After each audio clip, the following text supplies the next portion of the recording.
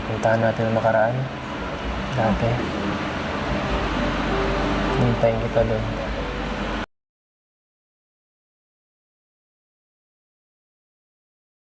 Isang mapagpalang araw po sa ating lahat. Magandang araw at gabi po dyan sa mga silent viewers at solid supporters ng EDC. May gadap shoutout po at kamusta po kayo? So yun mga kalingap, may panibago na naman po tayong pag-uusapan patungkol na po kung saan Papa Eds di matanggap. Ano kaya ito? Abangan ang kanilang muling pagkikita. Beyonce, darating kaya sa kanilang tagpuan na kung saan Papa Eds doon maghihintay mga kaling. At yun nga po ang ating pag-uusapan. Maya-maya na lamang. Pero bago po yan, kung bago ka pa lang po sa aking munting YouTube channel, pa-like, share, and subscribe naman po at pakipindot na rin po ng notification bell para lagi po kayong updated sa aking i-upload na video. At paalala rin po, bago po tayo magbigay ng ating mga komento at opinion, ay tapusin po muna natin ang kabuuan ng video nang sa ganun nga po mga katnyap ay akma po ang ating i-comment. At syempre, palagi ko rin hiling sa inyo, patuloy nating suportahan ng mag-ama na matubang. Napakaganda nga po yung ipinapakita nila sa atin, mga pagbibigay saya at tulong, malinga po nila. At syempre, wag rin nating kalimutang suportahan ang kanilang may bahay. Walang iba kundi si nga Ate Edna Vlogs at Jackie Tapia. Wag po sana tayong magsasawang sumuporta mga karingap. Suyaan, balik tayo sa ating pag-uusapan ngayong araw. Kinag-usapan, nag-un nga po sila magkikita kung si Beyonce na po ay pupunta doon mga kalingap. At syempre, ang ibig sabihin nga po ng pagpunta ni Beyonce doon sa kung saan ay usapan o tagpuan kung saan doon sila magkikita na kapag si Beyonce nga po pumunta doon, ay tuloy pa nga po ang EDC at nagbago nga po ang desisyon. Tuloy pa rin nga po ang love team ng EDC at kapag hindi nga po nakapunta si Beyonce, heto nga po at nakakalungkot mga kalinga, pati nga po si Papa Eds natin, napayak nga po dito sa sinabi niya na kapag hindi nga po sumipot, ito ang si Beyonce natin. Ibig sabihin naman po nun, decidido na sa kanyang plano na itigil na nga po ang kanilang love team mga kalingap. At yan nga po ay talagang ang lahat nakabase na talaga sa desisyon ni Beyonce natin. Siyempre mga kalingap, si Kalingap Prof natin ay hindi talaga pinipilit ito kung si Beyonce natin na ituloy ang love team ng SC bagkos nahayaan nga po nilang magdesisyon itong si Beyonce natin. At syempre ganun din nga po itong si Papa Eds natin ay wala nga pong magagawa. Ang tanging sinasabi lamang ni Papa Eds na wala siyang magagawa kung ayaw na talaga ni Beyonce na ituloy ang kanilang love team. Syempre Papa Eds natin kahit nga po malungkot at malasakit para sa kanya, kaya talagang kailangan niya tanggapin mga kalingap o man po yung maging desisyon ni Beyonce natin. Sa ngayon mga kalingap ay talagang inaabangan niya po kung kailan itong pagtatagpo ng dalawa, kung saan mang lugar ito. And marami nga po ang nai-excite na o nag-aabang patungkol dito mga kalingap.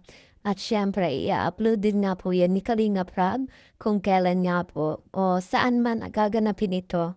At syempre, ang lahat nga po ay kabado dahil nga po dito sa naging desisyon ni Beyonce. Makikita natin sa mukha ni Beyonce na malungkot at parang hindi rin nga po tanggap niya yung mga pangyayaring ito mga kalinga. Pero alang-alang nga po at nadadamay na ang kanilang mga magulang o ang kanyang mga magulang o pamilya mga kalingap ay gagawin niya nga po ito para sa ikabubuti nila mga kalingap. Pero syempre, Beyonce natin ay nag-aalinlangan at hindi pa nga po sigurado sa kanyang desisyon at pag-iisipan pa nga po yan ni Beyonce natin. At syempre, ang tanging magagawa lamang nga po natin mga kalingap ay kundi abangan itong isang pangako o isang kondisyon mga kalingap ni Kalingap Edo dito kay Beyonce doon nga po sa kanilang lugar o kung saan sila mga kalingap magtatagpo.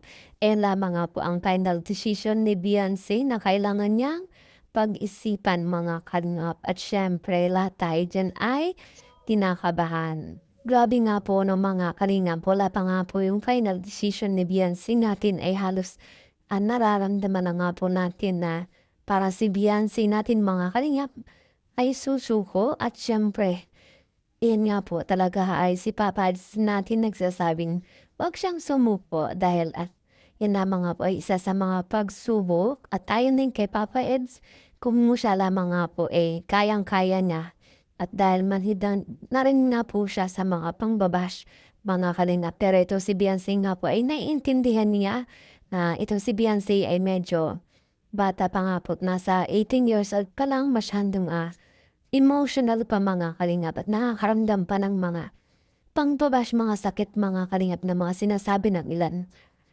At syempre, balang araw, malaintindihan din ni Beyonce at magiging matatag ang kanyang damdamin at maging manid na rin sa mga taong mapanira sa kanya, sa kanyang pamilya. At syempre sa ngayon ay uunawain muna po at itong si Beyonce natin ay hindi pa sanay at syempre kumbaga mga kalingap ay nasasaktan siya lalo na mga po pagpatungkol na sa kanyang mga pamilya. Sa ngayon mga kalingap, as marami pa rin talaga ang think positive na iniisip nila na hindi pa nga po magwawakas ang EDSI sapagkat mga kalingap, nabanggit rin naman ni Kalingap Rap na pupunta pa ng Korea itong love team ng EDSI at marami pa nga pong magaganap. At syempre para sa mga taong pinamihina ng loob at umaasang mawawala ang love team ng EDSI, ito na nga po ang ating tatanda. Patuloy lang po nating suportahan mga kalingap, panoorin at alam naman natin EDSI lang hanggang dulo mga kalingap.